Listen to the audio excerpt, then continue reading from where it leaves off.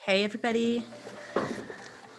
Welcome to almost the end of the year, as well as the SOS Small Business Success Podcast. I'm your host, Bonnie Bonadeo, and I'm here to help you to build your brand that you can survive and develop. Tell you what today's about? No, we're not talking about 2022. We're going to talk about 2021, because there has to be this ability to really reflect back on what we've accomplished before we can set the tone, set the action, set the tasks, set the KPIs, set the goals, set the intentions, or whatever it is that you do. All of those things kind of need to start to happen only after you've reviewed and done a reflection of where you're currently at. So when you know where you're at and you know where you want to go, then it's really easy to put the plan together to be able to make those actions more of a reality than ever before. So I'm glad to have this conversation with you, because I know right now everybody's like, are you planning for 2022? And yes. I'm sure that we've all been planning for 2022 since, September, October. We've been, putting things in play of what needs to happen for next year. It's a natural transition. I always felt like there was this weird, like if I could create a picture of when one year ends and another one starts, it's like a wall calendar. And then there's December 31st at the bottom, and it's like, okay, it's over. We're at the bottom of it. And then you have to climb all the way back to the top of the next wall calendar in order to get to January 1. But the truth is it really is just a seamless transition of one day it's December 31st and the next day it's January 1st. And I love the inspiration that we get from it. I love the feeling of starting new, or, having a blank canvas. All of that is really great. But today we're not talking about January 1. We're talking about January 1, 2021 to December 31st, 2021. And even though the year's not completely over with yet, I'm pretty sure that you can look to see how it's going to wrap up. But I want to do a reflection on that and have you really decide and find those things that you're proud of, okay? Proud of. So today's title is Be an Anchor, okay? In a world of shifting values, be an anchor. So we're going to anchor ourselves to some of our accomplishments, struggles, woes, whatever those things are that you want to discuss for 2021. Because again, I'm going to say that it has been, nothing but a very, very trying year for many people.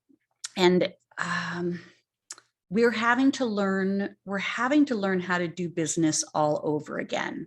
Okay. We're having to learn how to do business all over again. So bear with me here. I am just having some technical difficulties. I don't want any technical difficulties. So we're pushing them down. We're getting it going here. So while I'm kind of piecing this together here, I want you to think about, what are you most proud of in 2021? What are you most proud of in 2021? Okay. And it doesn't have to be business related. It doesn't have to be, personal related. It could be anything that you're proud of in 2021. Okay. All right. Now let's get this going again. I made a list for myself, so I'm happy to share that list with you guys, because I want you to kind of see that, it doesn't always have to look like, overwhelming, big, super successful type of, expectations that you're delivering on here. So, all right, let me go back a little bit. We're going back. Okay, be an anchor in a world of shifting values. Now, I hope you all agree that the world's values are definitely shifting. And, we can look at what's going on kind of in our own personal life, in our community, in our business that's in our community, in our state, in our country, and then kind of work our way out into the world and to kind of just the universal changes. And we can think really big like that. And there is a lot of changes, and there are a lot of different expectations that I've never experienced before, and have been just as challenged by as you have. And so, we want to be able to look at this space of being able to say, what is important to us? What's really important to us? Now, when I did my last podcast a couple of weeks ago, one of the things I shared with you was I was going to take you through what you need to do for 2022. But you know what? I got challenged by that. I literally was like, I don't want to talk about it. I don't want to deal with it. I feel like I'm behind the curve. I feel like I'm just making shit up. And I need more time to reflect back on what's going to be most important to me going into this next year. What are my expectations? What are my deliverables? What is my contribution that I want to provide for others? And I had that time to reflect.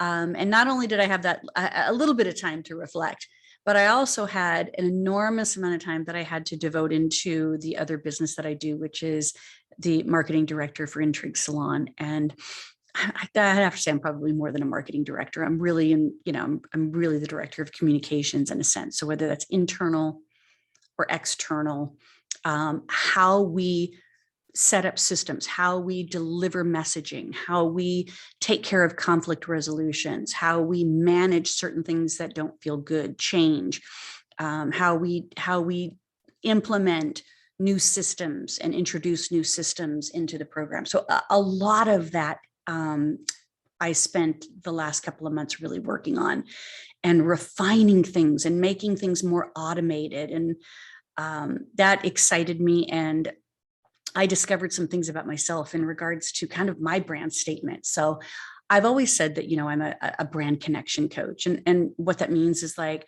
I say, I can help you connect with you so that you can confidently connect with others. So connecting you to you is that first part, that is that verb and verbiage that I use. I need to help connect you to you, because when we blame outside forces, when we have expectations of others or outside things, we have a tendency to be overly disappointed. And I could say that there's many of us that are just kind of trudging along right now and feeling lackluster or feeling disappointed by the way things are going. COVID is not going anywhere, apparently. It seems to be on the rise again at this point. So this is a conversation we've been having for 2 years now. And we really thought that we wouldn't be having this conversation this late into 2021, but here we are. We're rolling into 2022 with this same type of conversation, this same awareness, this same consciousness, this same angst of, when is it going to end? It's disrupting my life type of thing. And that's kind of looking at that. We're blaming the outside world for the things that were done. Now, when I put together my 2021 reflection list, I really discovered that when myself and when my clients focused in on what they really wanted to accomplish, didn't matter what was going on in the outside world. Was it a factor? Yes. Did they have to kind of, cater to it a little bit? Absolutely. But did they let it stop them or keep them stuck? No. And you'll hear about that in here. So I really looked at this word connecting, and I just thought it's been so hard to connect with people because we've done so much online in this digital world now, and I'm not out meeting and greeting as many people as I would like to, or had in the past. And so the connecting part for me has definitely changed. The connection is really finding simpler ways to do things easier. The connection is finding ways to be a contribution without it being a lot of work. The connection is finding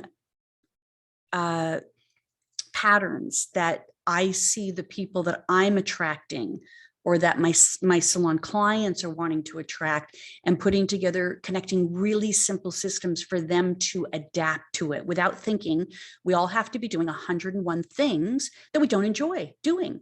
Because, you add that to the year we've had, the 2 years that we've had, and it's just like, I don't want to keep doing this. It's hard. It feels hard. Everything feels hard. So I discovered that even though I evolved and my brand identity shifted a little bit, the word connecting still came into play, even though it has a little bit of a different meaning. It's not the in real life connecting that I would say I thrive on and want more of. But this level of connecting in my brand statement is certainly more digitally savvy, but not complicated, not overwhelming, and without high expectations of deliverables. Okay. Without high expectations of deliverables. You'll hear more about this as we progress into the new year, because, I've done some serious evaluations on, this digital connection piece and how much time we really need to be spending on it. Okay. All right. So, but what was really important to me, since our title is, be an anchor in an ever-changing world of values, is I really had to step back and go back to my values and say, what are my values? What's important to me in my values? And these are my top 5 values. Okay. So connection, obviously, because it's what I base my entire brand identity on. Autonomy, having that level of independence, but seeing how it can't be freedom. In other words, I can't be free from things because I want connection. So I want to autonomously connect with the things that are important to me. And, have compassion in a sense to grow myself, grow my business, grow other people, grow spiritually, grow physically, grow mentally. All of those things, like that's where my compassion comes in. And of course, one of my love languages is as acts of service. So I really, really, I love receiving acts of service when people do little things for me. But the truth is I love doing that as well. And so a lot of what I put together and what I offer, I try to utilize within my love language is acts of service. And then the 5th thing is to be a contribution. How can I contribute? How can I help? I've discovered I'm a very good problem solver and a very good person that can look at something and manufacture a system that could be more effective and efficient in a very short amount of time. And I get juiced up by that in a sense with there. So when I looked at my values and then I reflected back on this 2021 year, I put it into these 3 categories: personal, professional, and partnered. Okay. Personal, professional, and partnered. And partnered is obviously, you understand what personal is. That would be anything that you accomplish that you're proud of. And then of course, professional would be, business related successes. And then partnered is anything else outside of that. Could be family, could be friends, could be community. It could be things that you did for someone, volunteer work, anything like that. So, looking at that partnered thing, what was your contribution there? And I loved kind of this reflection of doing it this way. So I'm going to say, get out a piece of paper right now and a pen and write these 3 things down while you're thinking about it. You're going to look at and reflect on 2021 of personal successes, wins, and accomplishments, professional successes, wins, and accomplishments, and partnered successes, wins, and accomplishments. Okay. All right. Be prepared, because that's going to be the homework that you're going to do here. Okay. So I know we're all trying to run out of 2021. We're like, get me out of this year. And maybe not as much as 2020, but is it because we got complacent? Is it because things remained as a new normal that we became complacent about running out of 2021 versus thinking that, and are we complacent now going into 2022? Are we thinking, oh, well, things aren't going to change, so I'm not going to put that much energy into trying to grow my business because, the economy is getting bad. Inflation is high. COVID is still strong. And all of those things are going to work against you if you think that way. So that's why we have to find these wins, because in 2020, we went through it. In 2021, we went through it and we still had some level of successes. Otherwise, we wouldn't be here, or we wouldn't be in business still. So I want you to be proud and really acknowledge yourself for big and small things, okay? Because little things grow. So even if it's something little that maybe you can't put your finger on it right now, but when you get your list together, you start to list these things out. The little things grow into big things. The little things become a pattern and a behavior to grow into bigger things. Okay. So be proud of those things. Now here's kind of like how I implement some of my coaching opportunities with my clients is I do in each of our sessions, we do a what's now, what's new, what's next, and what's needed. Okay. So it kind of like rolls through our session in that. So obviously what's now is just what's coming up. Okay. Where are you at right now? How present are you to what you're feeling? Are you anxious? Are you worried? Are you sad? Are you depressed? Are you overwhelmed? Okay. Those type of things. Like what's really, we got to tap in and really be clear of where we're present, because distractions are going to just prevent us from being able to really see the success that we may have had over the last year. Okay. So what's new is we want to be able to check in and be proud of the things that we added to our little list of, hey, I did that. I'm very proud of that. Okay. And then of course, what's next is the ability to dream big. And I want you to what's next,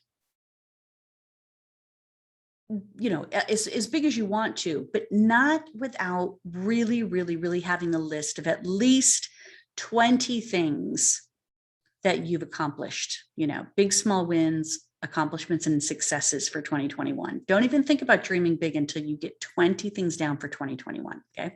And then of course, after you dream big, then it becomes the work part where you have to be like, what's needed.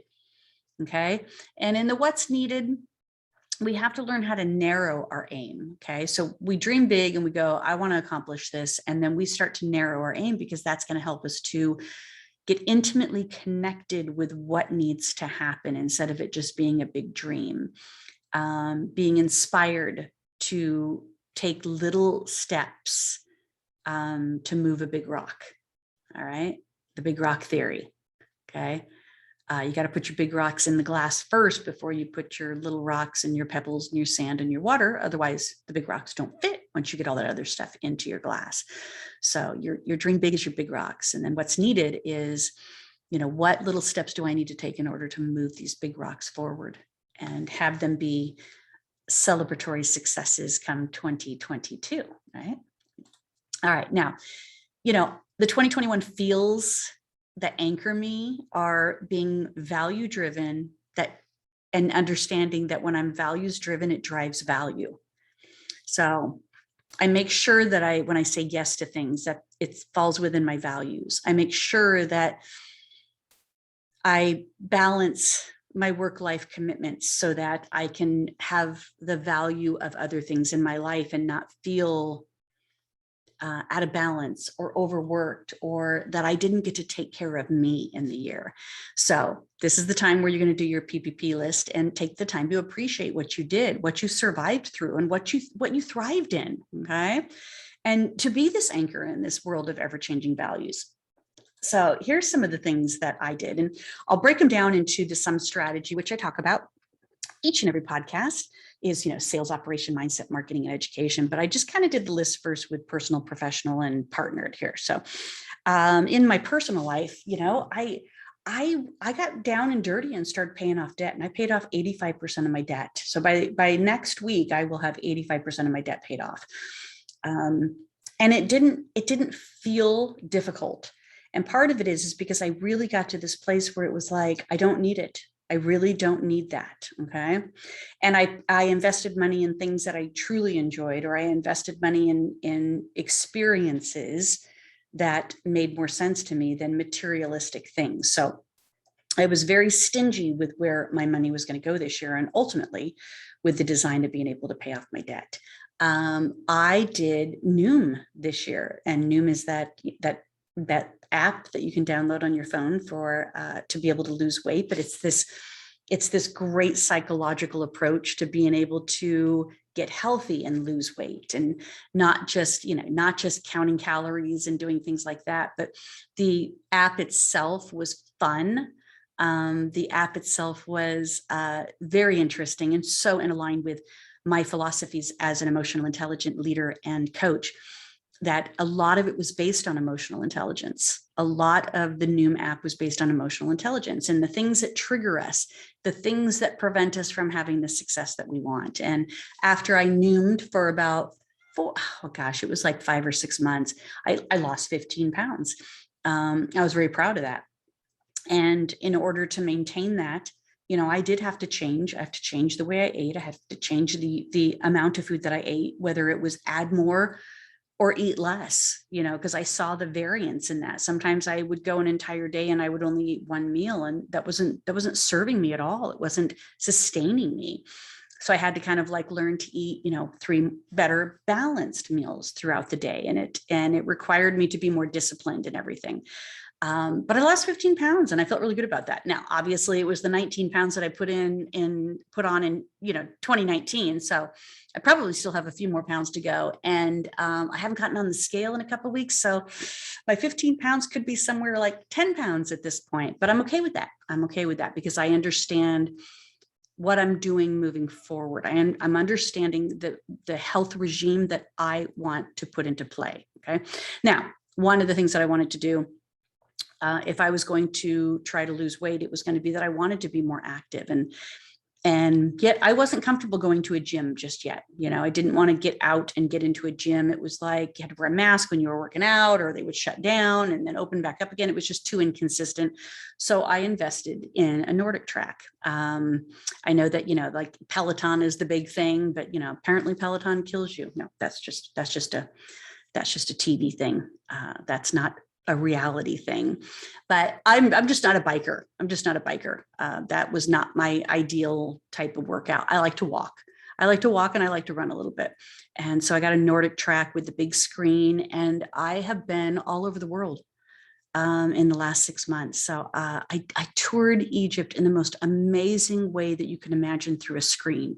And I honestly, at times, really felt like I was right there with that iFit trainer.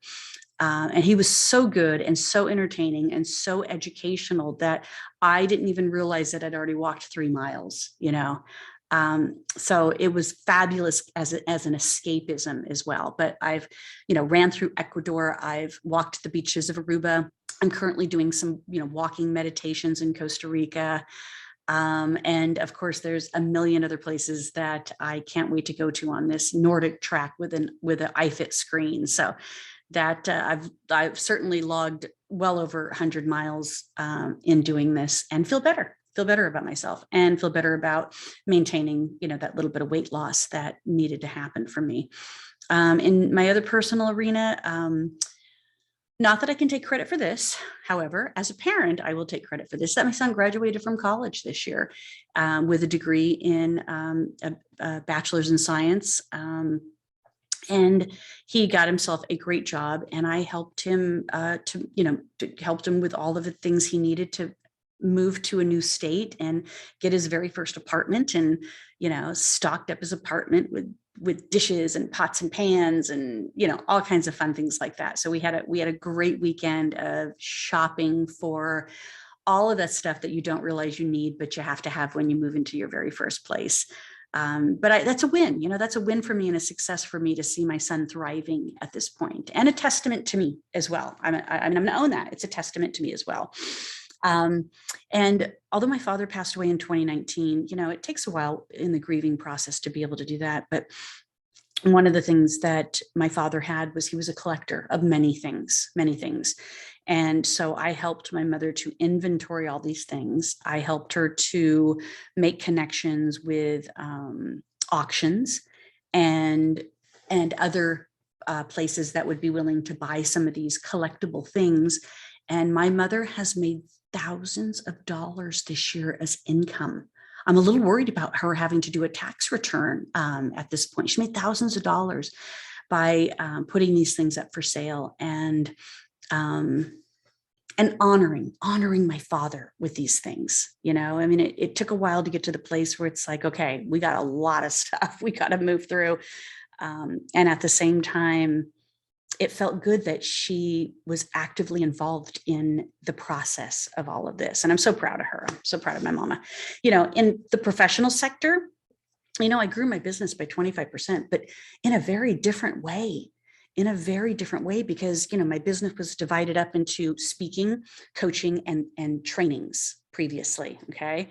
And even sponsorships in radio show hosting and things like that.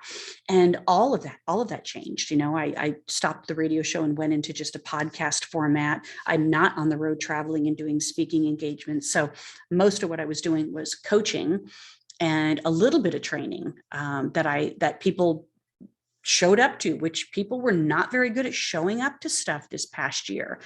And I had to own some of that on my behalf. Was I just not providing them what they needed? Or are we just in this place of complacency where we just don't feel like it's what we need right now,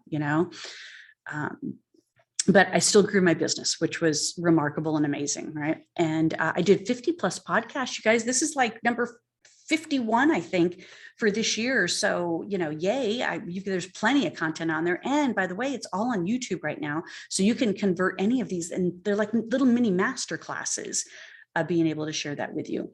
So here's some of the successes of my salons in my professional sector. So one of my salons had her best sales ever. She's been in business for 20 years and she had her best sales ever. She's another salon is looking at opening a third location. I know it seems crazy to think about, why would you want more of these right now? It's such a crazy time in our industry and in the world, but she saw an opportunity and it just seemed to make sense for her brand. It made sense. Another one of my salons opened up a second location.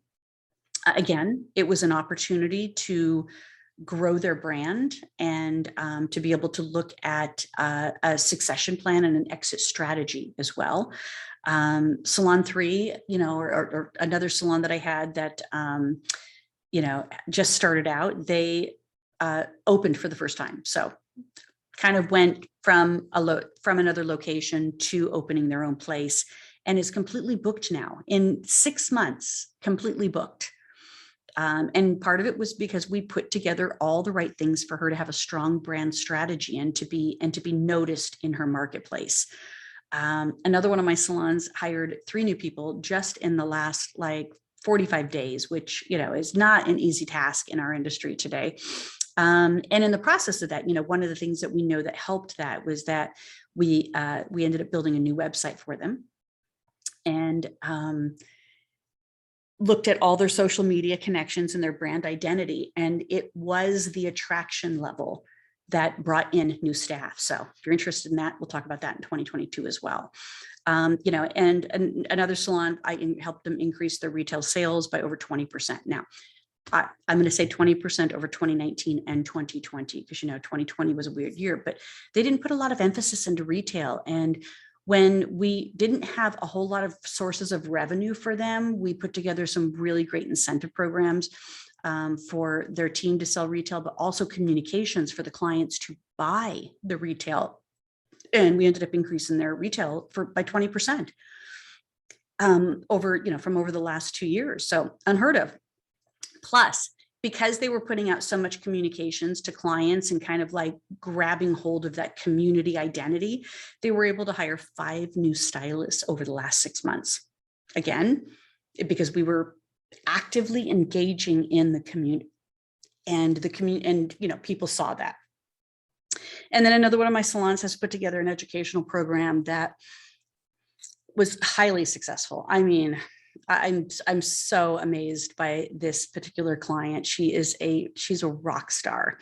And she put together this educational program, and she's going to utilize it to be able to expand her business with people being able to buy into her business in some sense, maybe like a franchise type of opportunity, somewhere in that alignment type of thing. So much potential there. And those were kind of my business professional clients, but I had the opportunity this year to also coach a couple of life clients, in my life coaching program, which, I always say is, life is that kind of that investment into your future. Okay.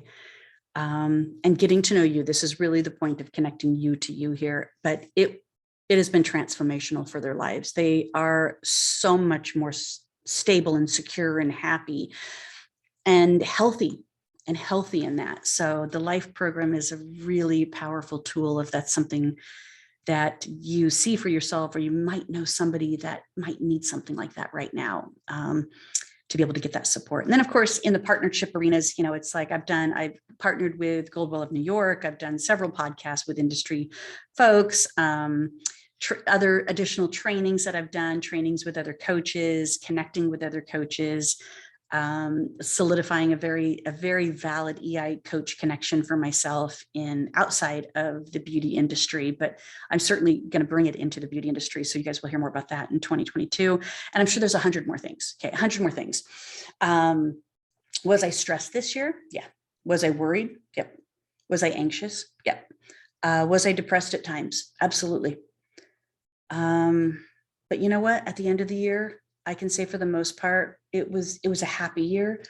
And I really, really tried to take care of myself so I didn't go into overwhelm. And part of that taking care of myself was understanding that oxygen mask theory, that if I don't take care of me, I can't take care of the other people in my life. And taking care of the other people in my life is really important to me, because remember, that's my act of service, is being there for other people. So I want you to put your list together of your PPPs. It's personal, professional, and partnered. And I want you to be proud of it. I want you to really look at that list and I want you to honor it. I want you to put stars next to it. I want you to share some with your friends or family of something that you realized you accomplished this year and that you're really proud of. I want you to close out this year with complete compassion and empathy towards you. And then we can talk about the new year, okay? But for now, Merry Christmas, everybody, and happy holidays. And I'll see you at the very end of this year to talk about 2022 and into next year. All right, thanks for listening. Appreciate it.